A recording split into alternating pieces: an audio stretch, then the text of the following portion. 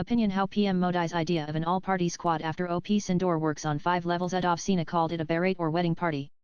The Congress was upset that its own leader, Shashi Tharoor, was acting like the BJP's super spokesman. Even a section of the BJP's own support base was unpleasantly surprised that the Narendra Modi government was using its own bitter opponents in an overseas mission. Some said it betrayed the BJP's weakness in setting the global narrative. But beyond what is immediately visible lies a masterclass in Modi's political maneuver.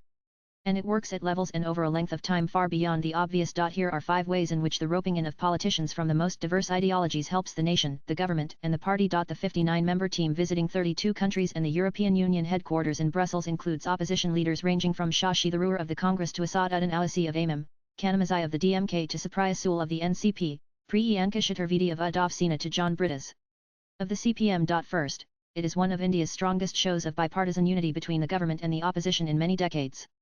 There have been other occasions, for instance during the Indo-Pakistan War of 1965 or after the Pokhran nuclear tests, when various opposition parties supported the government's war efforts. But this is the first time the centre has so boldly adopted a Team India approach to diplomacy. Second, the whole initiative serves to break down the walls around communication between the central government and the opposition. It also makes floor management easier in Parliament. Third, raising a unified voice against terrorism and India's enemies like Pakistan gives the non-BJP leaders who are sometimes accused of taking unpatriotic stands on internal and external security a new goodwill among citizens.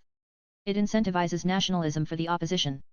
Love and service for the nation, in their unconditional form, are their own reward. But in politics, they incidentally also fetch votes. Fourth, PM Modi's initiative has created a talent pool of national spokespersons from across party lines speaking beyond party lines, exclusively for Bharat.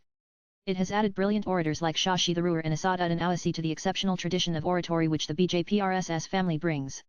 It deepens India's bench strength in setting the diplomatic and political narrative worldwide. And fifth, in one stroke, PM Modi and his government have managed to marginalize grumpy and rabidly anti-Modi legacy leaders like Rahul Gandhi and Uddhav Thackeray, as well as the loony left and Islamists.